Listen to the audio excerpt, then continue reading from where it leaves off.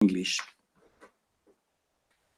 Since the beginning of the American independence movements at the end of the 18th century, the region was configured as a kind of extension of Europe, while at the same time engaged in the overlapping and parallel processes of becoming national political cultural units. Meanwhile, since the Renaissance, the old world had already been transformed culturally, socially, economically, and politically through a transatlantic trade that, in addition to merchandise, circulated morals, visions of the world, gestures, ideas, sensibilities, tastes. During the colonial period, books were used as practical instruments for evangelization, education, and social control. However, as the Americas and its burgeoning nations confronted their European origins and sought to define their singularity, books soon became arms for political liberation, international cultural projection, and imagination. Given the subordinate place of Latin America in the structures of the global system, the history of the production and the uses of print in this region allow us to understand the interdependent relationship between peripheral Latin America and metropolitan European and North American cultures. Exchange, as is well known, transforms all the parts it brings together. Therefore, the analysis must proceed in two directions: towards concrete, delimited local realities, but also expanded to the confines toward which products, producers, actions, and ideas driven from some point of the planet arrive. What we seek to know is the force that unites and separates social groups through cultural objects, printed ones in this case. It may be concluded that the observation of international cultural relations should not be the next step to the analysis of singular units, but an initial and final factor in the study of any aspect of national cultures. I hope that, taken together, the chapters demonstrate that Latin America always has more weight than is normally assumed for the understanding of the metropolitan cultures of the North Atlantic. The actions, decisions, and illusions of Latin American publishers are completed in Frankfurt. Some Latin American capitals, such as Mexico, São Paulo, or Buenos Aires, are strategic for the worldwide irradiation of French theory. If English is the international lingua franca, books by English-speaking authors are not necessarily the most translated. In Latin America, there have been successful enterprises to unify intellectuals and publishers from all over the continent. A scale achievement utopia that does not seem to have many homologous cases in other regions of the globe. This book illustrates how Latin American publishers became the protagonists of a symbolic unification of their continent from the 1930s through the 1970s. The Latin American focus responds to a central point in its history: the effective interdependence of the national cultures of the continent.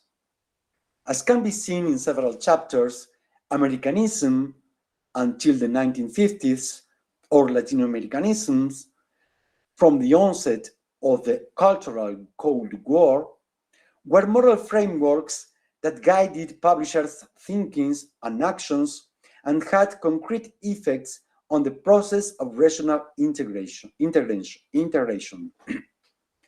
The study of how Latin American publishing markets were articulated opens up broad and comparative questions regarding the ways in which the ideas embodied in books may be used to unify other continental realities.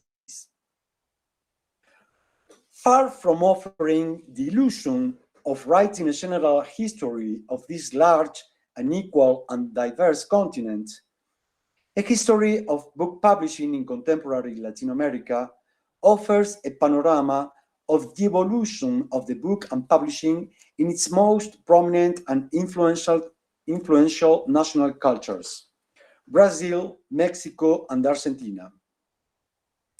Casting doubt on the notion that these cultural political units could be considered in isolation within their own geographic and political limits, all of the chapters of this book privilege a transnational approach. The central focus is on understanding the history of both the unification and the fragmentation of Iberoamerica through the books and its publishers. Here, the word Ibero-American is used rather than Latin American to account for the relevance of Spain and Portugal, countries with colonial legacies that affected the languages and the traditions of the peoples of Latin America. These European enclaves not only influenced their cultural history, but they were also in turn influenced by the actions and ideals of Latin American cultural producers and consumers. In considering the context of Argentina, Brazil, Mexico, Spain, and Portugal, we find editions, events, institutions, practices, and of course, agents that directly or indirectly influence the cultural history of all Latin American countries.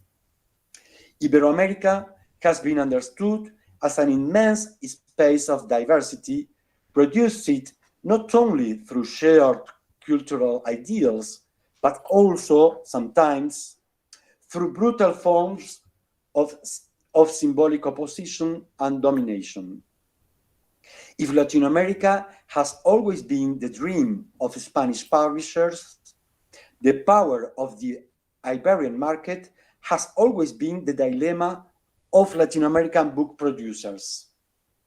However, as stated earlier, the interpretations proposed in this study are necessarily placed in a global frame. It could be illusory to think that the publishing and uses of books in Latin America are merely linked with colonial cultures or are confined within its internal geography. Frankfurt, Paris, London, Bologna, Los Angeles, and other metropolitan cities are marketplaces where the publishers of Latin America developed their trade. They are also the settings for the economic and symbolic transactions that guided, transformed, and generated the possibility for the burgeoning literary tastes of readers in Latin America. In light of this, the final chapters focus on studies of Latin American publishers in Europe of Latin American and European intellectuals working across the Atlantic. Two arenas of study are highlighted: international book fairs and the practices of translation. The theoretical proposal is based on 30 years of research on the anthropology and history of publishing and the book in Latin America.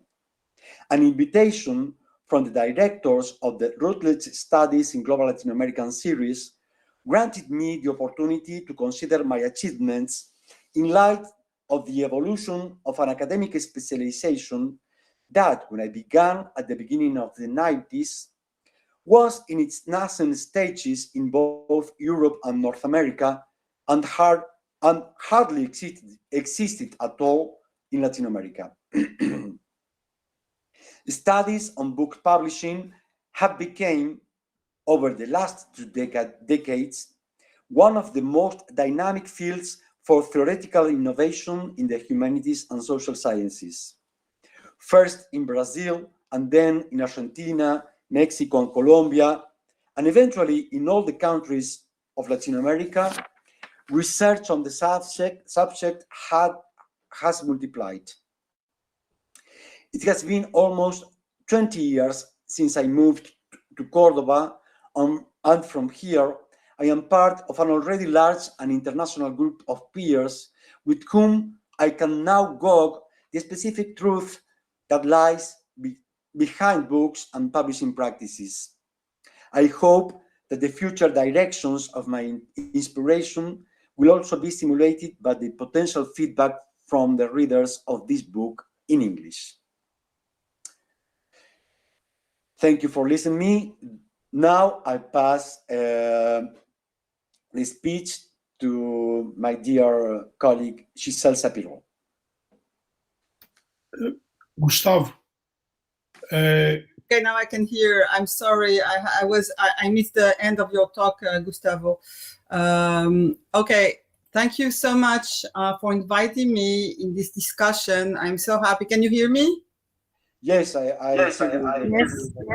Okay, thank you so much. I'm very, very happy to take part in this meeting. I would like to say that Gustavo Sorá has been a pioneer in developing a transnational history and sociology of publishing. I remember his first article on the Frankfurt Book Fair in Liber, the magazine launched by Bourdieu, where his ethnography of the fair showed how the physical organization of the book reflected the center-periphery inequalities. This ethnography was the starting point of his research pathway, which led him, after his PhD on the Brazilian major publisher José Olímpio, to publish a book on the importation of Brazilian literature in Argentina, showing that these exchanges participated in the nation building of the two countries in a period when there was a tension between the national path and the construction of a regional identity. The present book is the outcome of the research he conducted in the past 3 decades on book publishing in Latin America, and it is a model of how to construct the object when coming to study publishing. Critical of the nationalist bias in book history, which prevailed until the last decade, Gustavo Sorá developed an histoire croisée of publishing in Latin America through the study of circulations and exchanges. But this does not lead him to abandon comparativism.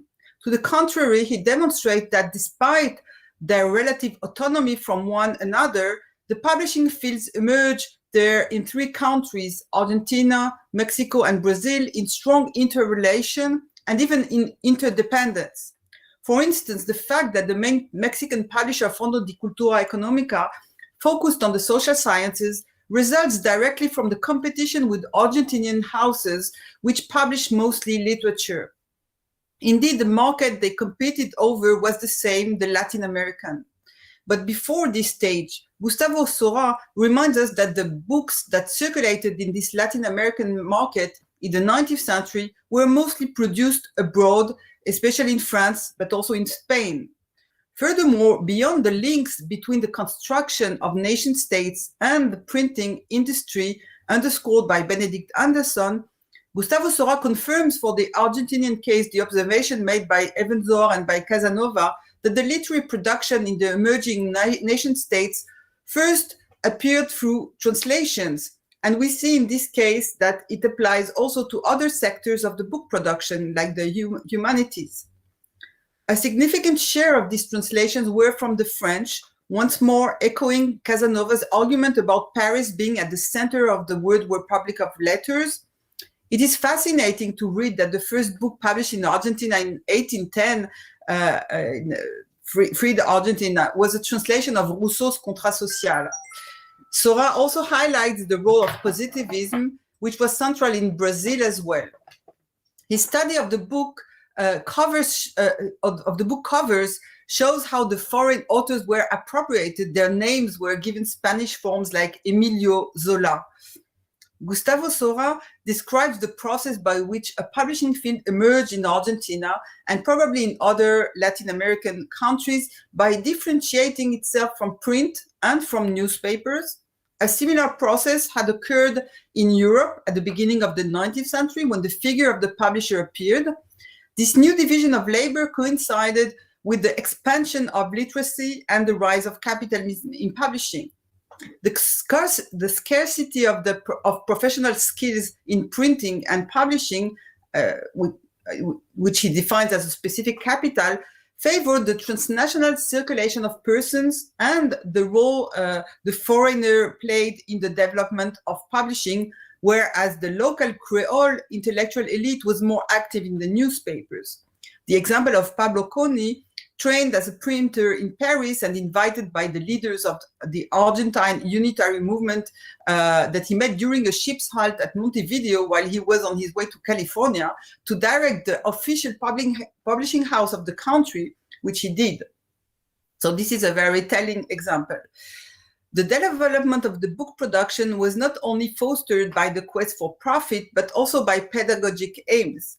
Gustavo Sorá evokes, for instance, the series Tratados Fundamentales, launched in 1940s at Lautaro Publishing House by two sons of Ukrainian Jewish immigrants, Gregorio Weinberg and Manuel Sadowski, who translated major philosophical and anthropological series, Spinoza, Voltaire, Locke, Kant, Lévi-Brühl, Franz Boas, and so on. Men of letters and journalists contributed to this development. The socialist movement played an important role, as well as exiled publishers and intellectuals who fled Spain after the advent of the Francoist regime, or who were running subsidiary companies of Spanish firms and decided to become autonomous from these firms, like Gil and Losada, who joined the Sudamericana publishing house. One of Gustavo Sorá's major contributions to the history and sociology of publishing is to show the role of publishing in the building of a political and cultural transnational Latin American identity or a regional imagined community at a moment when Europe was undergoing a civilization crisis.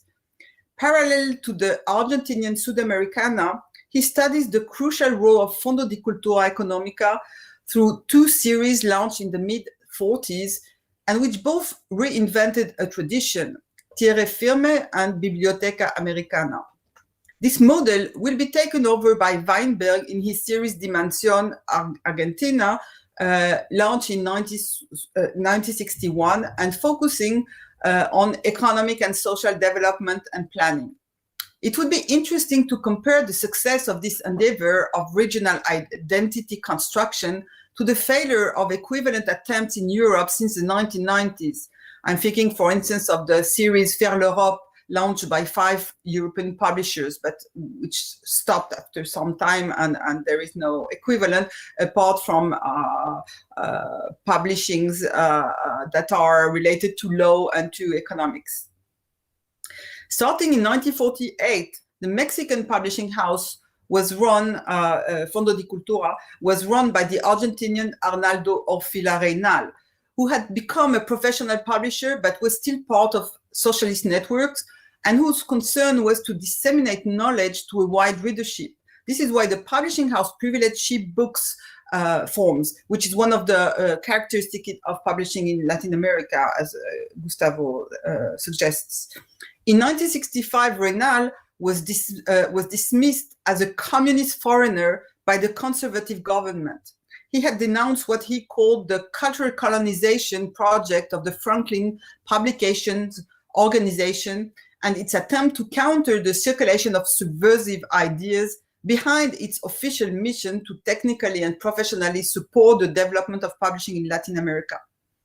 In the context of the Cuban Revolution, the conservative intellectuals, backed by the American soft power network, targeted especially the Tiempo Presente section of the popular series, which had a clear third word this line, with translation of Wright Mills' Listen Yankee and books on Africa, China, and Yugoslavia. But the pretext for dismissing Reynal was the successful Children of Sanchez. Gustavo Sorá studies this episode of the Cultural War, after which Reynal was encouraged by 500 intellectuals to found Siglo XXI, which was to become the major South American publisher of social sciences, with an even more radical line than Fondo de Cultura. and it was publishing Che Guevara, among others. I will leave to Afrânio Garcia to discuss the Brazilian case, and would like to end these short comments with Gustavo Sorá's most recent research on translations of French social and human sciences in Argentina, and also the other way around, a research he developed with Alejandro Dujovne and others in two programs that I directed, one for the Institut Français and one in the International Cooperation, Social Science and Humanity European project, Interco SSH project. So it's the last chapter of the book.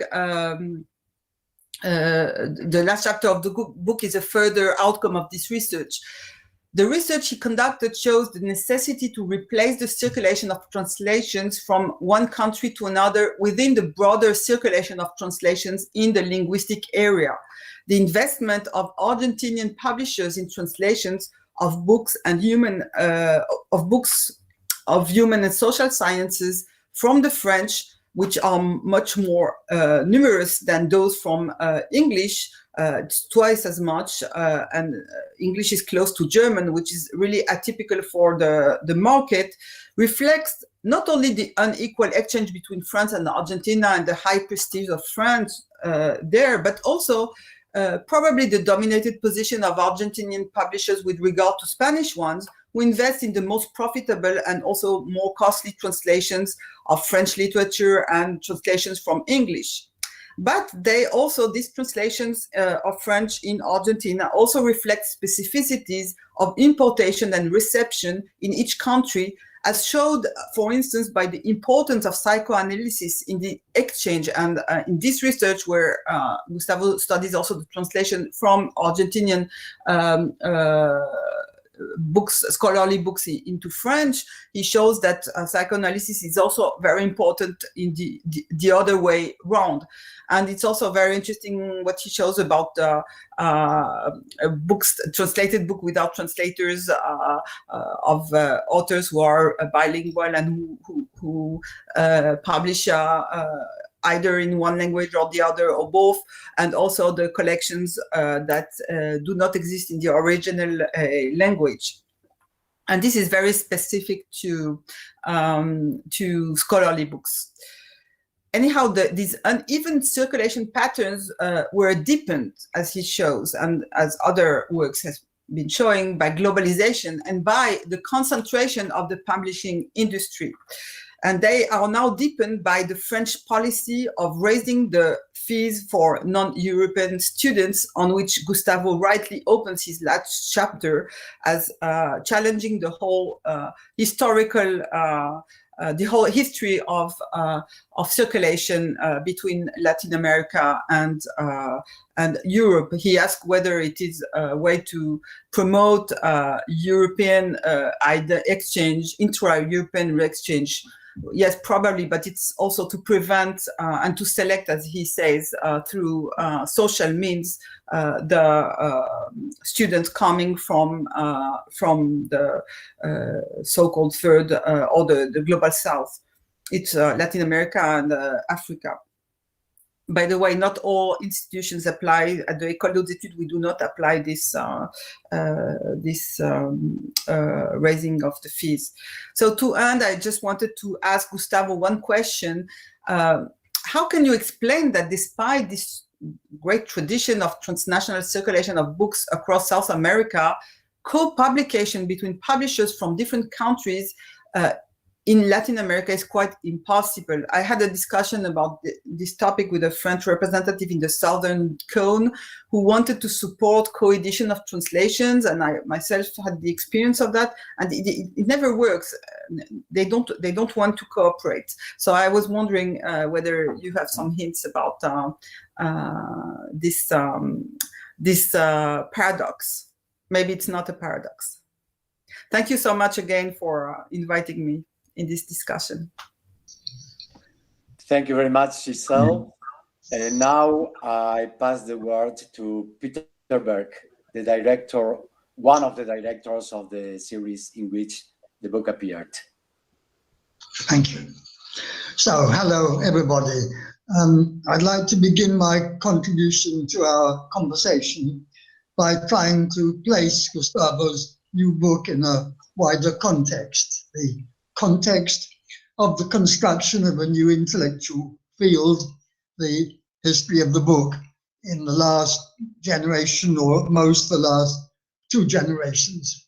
So a pursuit that had once been confined to bibliographers and librarians suddenly opened up, for example, to include from the 1980s onwards, historians of the caliber of Roger Chartier in Paris or Robert Darnton in Princeton and Harvard. And then beyond that, there's the construction of a still wider field, multidisciplinary book studies, which itself is part now of a still wider field, media studies, communication studies. So this is a big change in the academic world in the last 30 or 40 years. And I think we shouldn't take it for granted. It's interesting to ask, why has this happened? And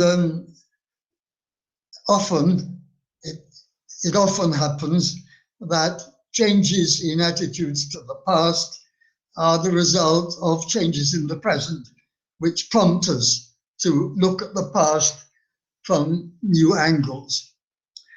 And for about 500 years, scholars were able to take printed books for granted.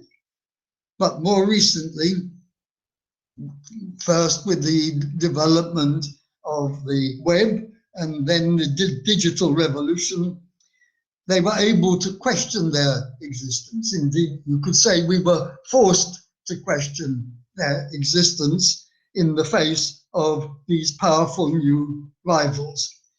Once again, the owl of Minerva seems to have taken flight. Only when people are talking about the end of the book, then scholars begin to be interested in studying its history. Now, until recently, this new intellectual field was dominated by scholars from Western Europe and North America, who in the case of books were studying books published in Western Europe and North America. But much more recently, this universe of book history has opened up. It includes now East Asia, Latin America, and elsewhere. Just in my own university, Cambridge, pioneering studies of the social history of books in China and Japan have been published by 3 scholars in the last few years.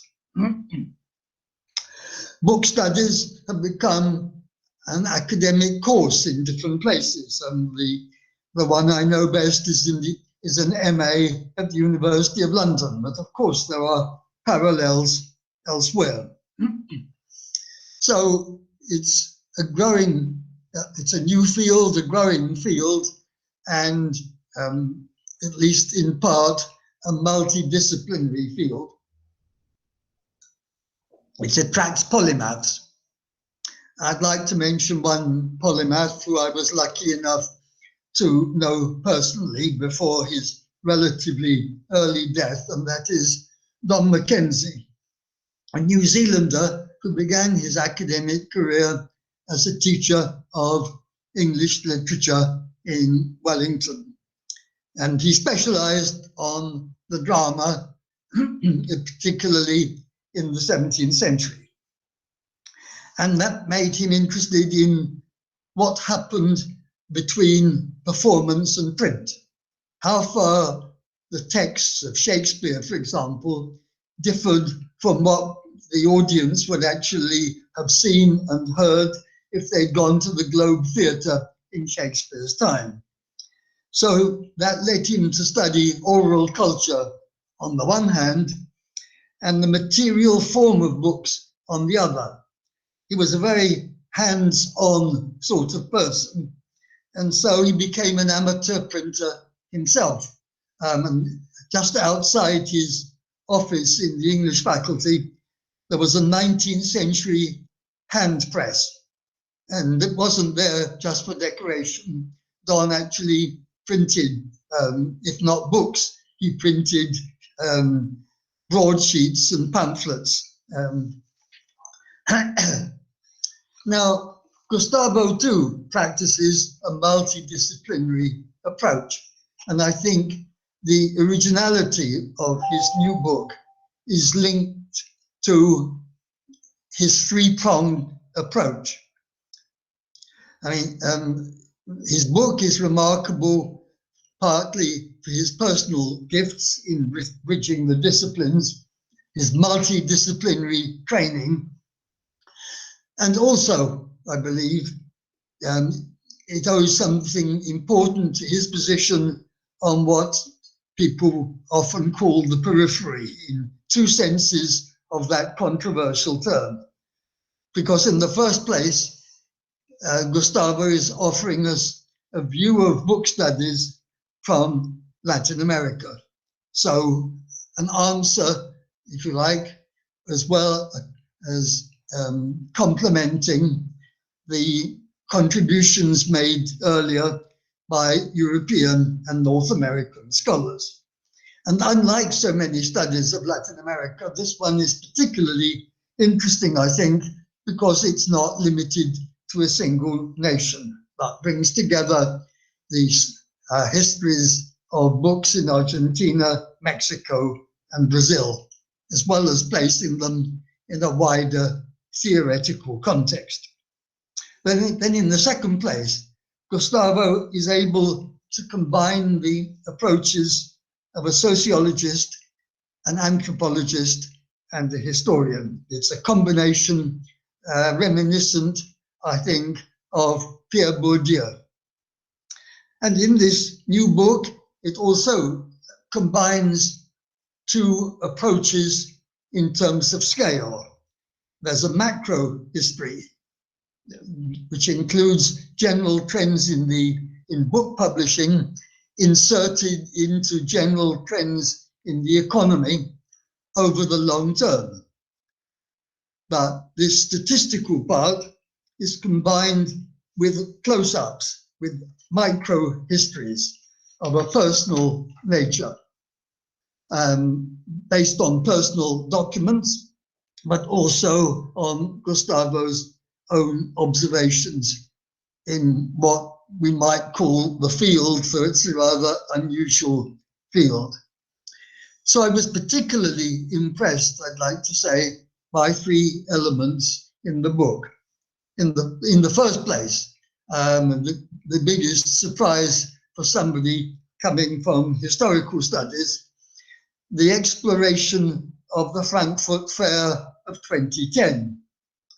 So, like an anthropologist in a village, Gustavo visits the fair and then he tells us what he sees and what he hears from the people he interviews, like the natives interviewed by more conventional anthropologists. And out of these observations and out of these interviews emerge both thick description and also a more distant structural analysis of the book fair system, with, for example, what he calls the unequal distribution of visibility. So some stalls of some publishers are easy to find, other ones are located at the edge or towards the back. And so he reconstructs the rules of the fair, which may not even be conscious to some of the people who are following them. And he does this partly by looking for somebody who would break the rules. And that is the independent publisher, Matthias Reck, who squatted in an empty stand and is interviewed by Gustavo. That means we don't only get the official view of the fair, we get an unofficial view of the fair as well. And then in the second place, I was impressed by Gustavo's evocation of individual personalities in the publishing business. A structural analysis is essential, but it may be a bit dry, but it's the skeleton, and one likes to see the flesh put on the bones, and the evocation of individual personalities like Orfila Reynal, who was, interestingly, at the same time, the head of El Fondo de Cultura Económica in Mexico and a friend of Che Guevara. And another vivid personality evoked in his pages is that of the patriarch José Olimpio in Rio de Janeiro, who treated his writers as his extended family. And Gustavo can reconstruct this from the reminiscences of some of the writers who worked for this publisher. I can't forget the contribution of Raquel de Queiroz, this gifted novelist, who says that when she ordered cheese from a shop, she collected it from José Olimpio's publishing house rather than having it sent to her home. So it's in a very real sense that that publishing house was a family for the different writers who not only published their books for the house, but they met there to drink and to have conversations. And finally, in third place, I was impressed by Gustavo's use of theory, because the historians of the book, with few exceptions like Roger Chartier, don't normally take a big interest in social theory. And so we find this analysis of unequal exchange in the field of international field of translation. I mean, so some countries dominate the exports and others import much more than they export. And it's not a level playing field, as the Dutch sociologist Abraham de Swaan also noted in an important study of this kind of exchange. So to conclude, I would say that the different essays that are collected together in Gustavo's new book illustrate the value not only of a multidisciplinary approach, but also of an approach using different scales. On one side, what Claude Lévi-Strauss famously called le regard lointain, so a distanced view so as to see the system as a whole. But that's combined so vividly with its complementary opposite, the close-up of individual publishers and other actors on the book scene. Thank you for your attention.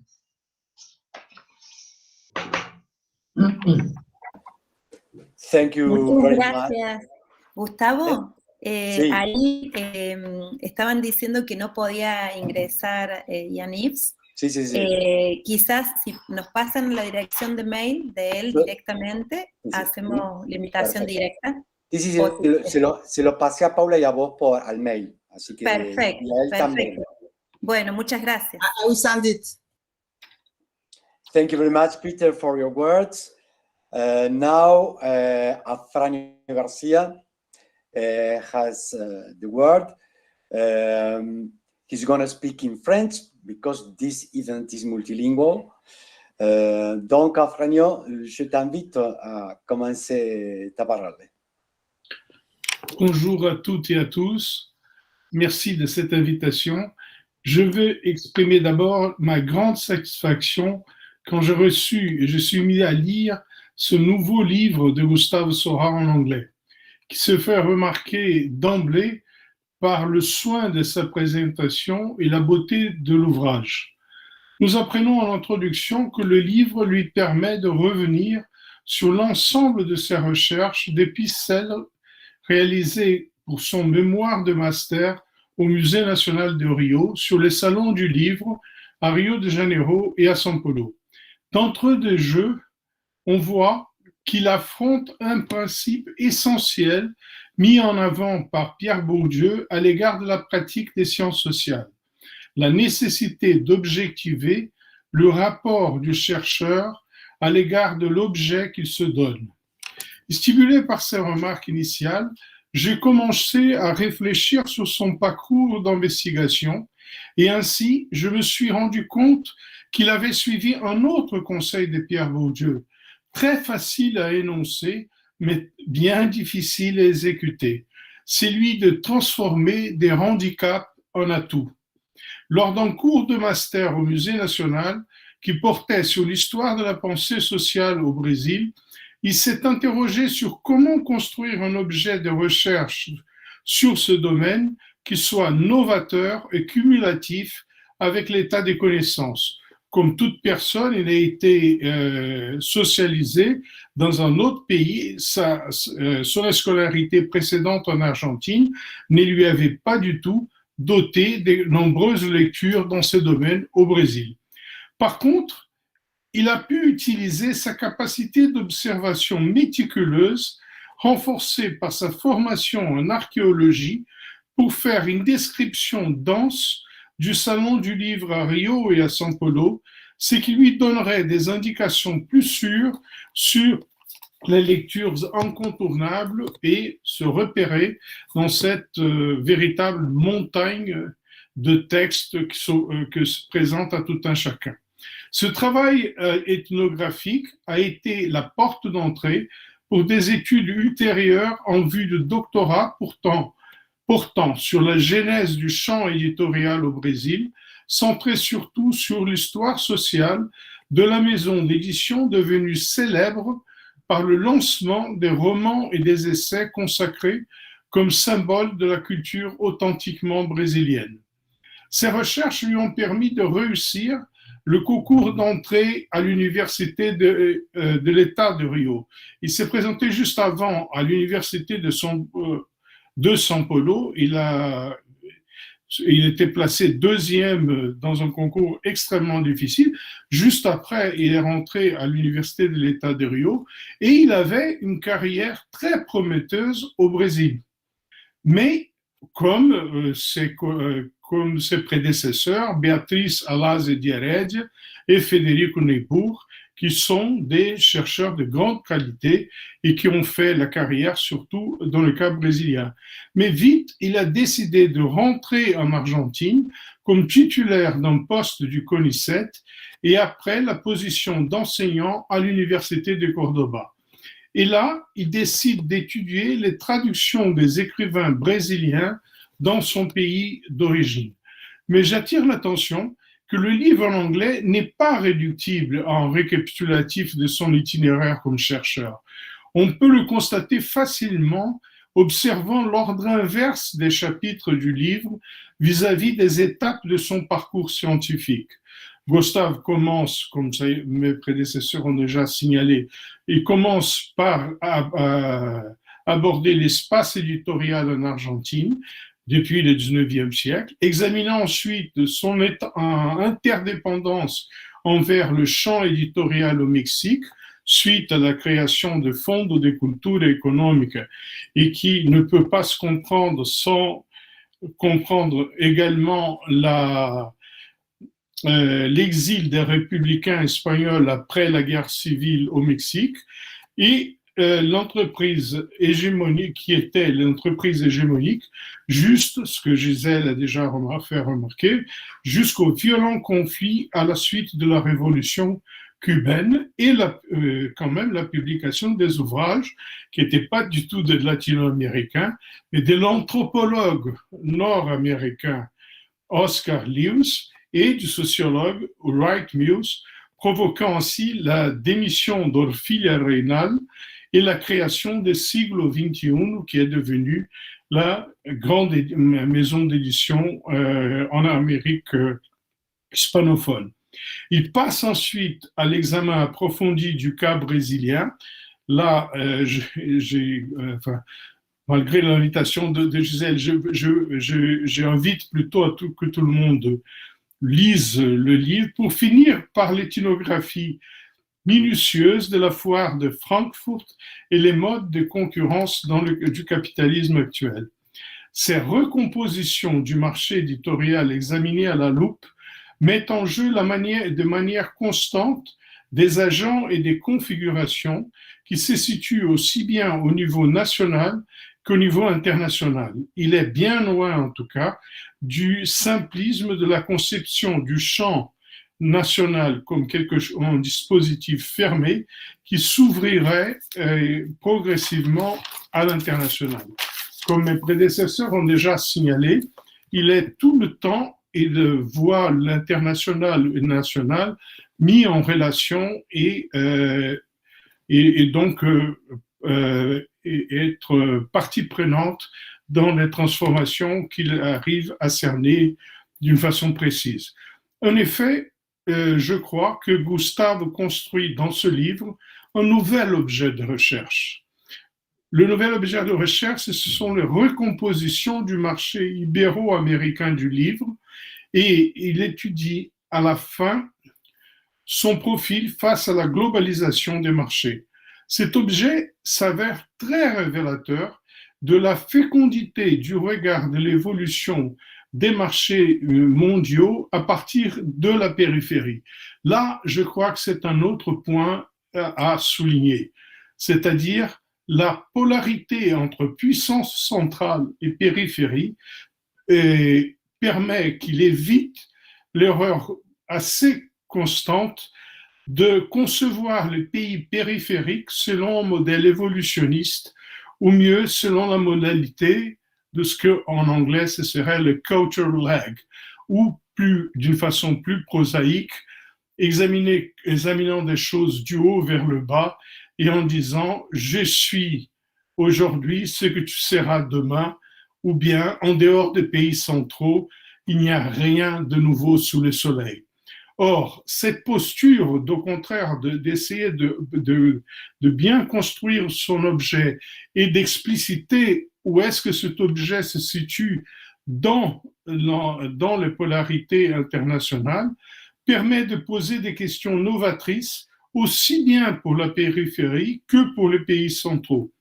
Et donc, je voulais, pour finir, signaler également l'art de Gustavo dans le passage de l'examen des contraintes structurales de niveau macro vers le zoom sur les éditeurs en chair et en os comme Orfilia Reynal ou José Olympe et le mode d'existence des maisons d'édition concrètes et la valeur symbolique de leur catalogue. Et cet amour du détail comme celui que Peter Burke a signalé, par exemple, qu'une écrivaine aussi consacrée que Raquel de Queiroz dit dans un entretien que quand elle recevait ses fromages de sa province où elle est née, elle disait non, vous pouvez amener ça dans la librairie José Olympe, que c'est là que je vais prendre ces paquets. Donc, c'est par cet ensemble de combinaisons entre des détails et en même temps de reconstruction disons, des contraintes plus générales qu'il arrive à construire cet autre objet qui est les tentatives d'unification des modes de pensée à l'échelle infiniment plus vaste que des pays nationaux et même d'un continent. Et on voit très bien les pays centraux, l'Espagne d'un côté ou le Portugal, et d'un autre côté, on voit que dans l'américanisme, il y a toujours un absent là, de cet américanisme. Ce n'est pas l'américanisme de la doctrine Monroe qui, au fait, c'était un américanisme mis en pratique par les Nord-Américains. Et on voit bien que par le conflit avec Orfilia Reynal, que même au Mexique, on va faire le procès d'Orfilia Reynal, pas seulement qu'il soit de gauche, mais que surtout qu'il soit un argentin. Tandis qu'auparavant, tout était dans le fond de culture économique pour construire quelque chose qui soit à l'échelle de l'Amérique. Bon, je voudrais finir par... Et donc, on voit les lignes de tension.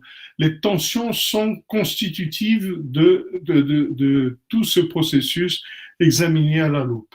Je voudrais finir par féliciter Gustavo Sorá pour ce travail remarquable qui privilégie l'étude de la matérialité des liens entre éditeurs, écrivains, les autres agents du champ intellectuel.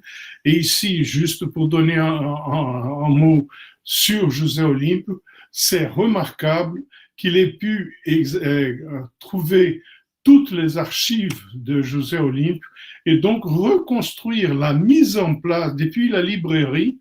Depuis la librairie, il reconstruit toute la trajectoire de la librairie déjà à São Paulo, le passage de la librairie à Rio de Janeiro, le pari sur des auteurs complètement nouveaux, tant dans l'essayisme que dans le roman, et après la différenciation entre librairie et maison d'édition, jusqu'au moment où il y a la faillite, déjà sous le régime militaire, et après toutes les recompositions qui existent au moment de la vente de la José Olympe et l'intégration de cette nouvelle phase des compétitions sur le marché international.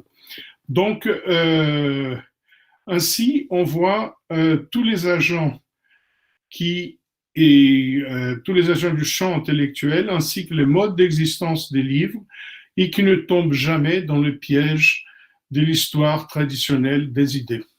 Merci.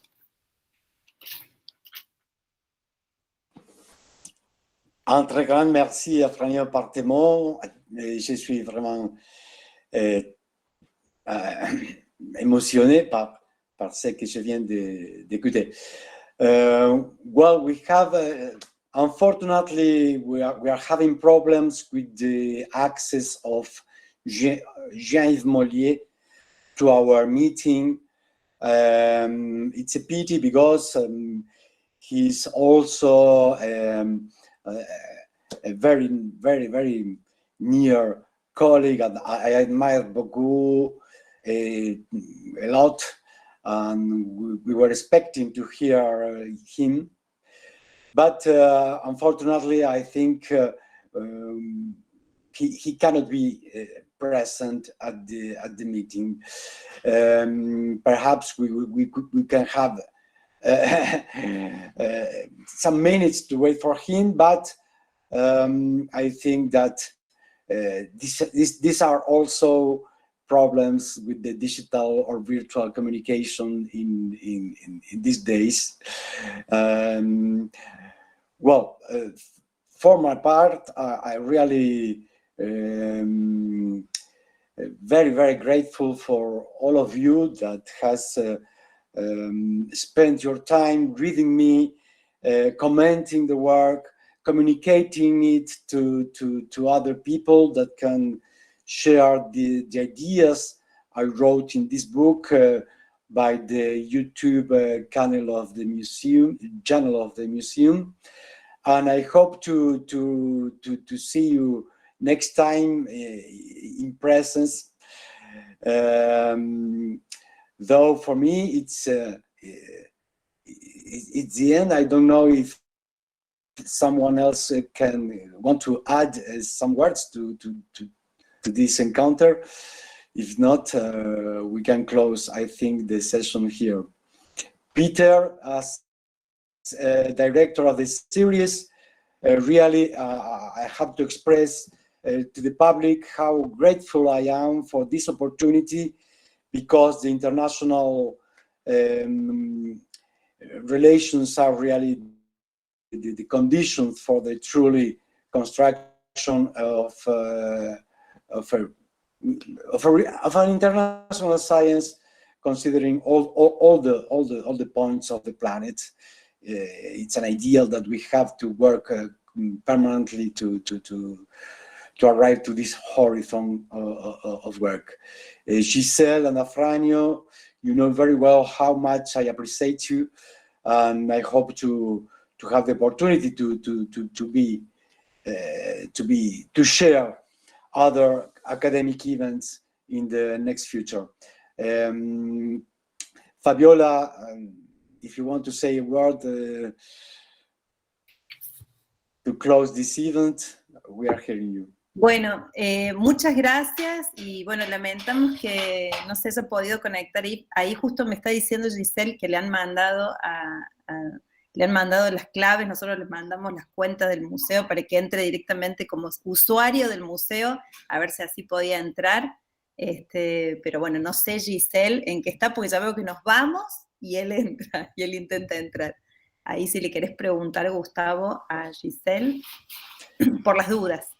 Yes, I was trying while I was hearing you to connect Jean-Yves in order to give him the indications to how to access the meeting, but unfortunately this is a space that is streamed in live, though I think it's not good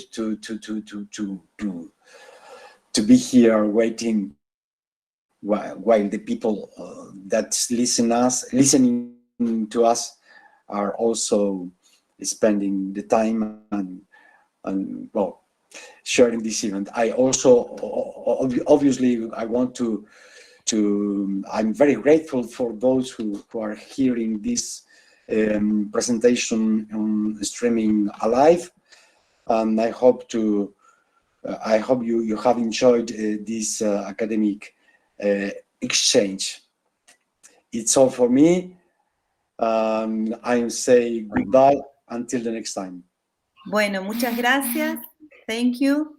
Y prometemos armar una edición con todo este material para que esté a disposición de todas las personas. También habíamos hablado con Gustavo de hacer un subtitulado, porque se convierte en un recurso muy importante también para estos lugares. Así que, bueno, muchas gracias. Thank you very much. Nos vemos en la próxima. Muchas gracias. Gracias. Until next time. Thanks for all.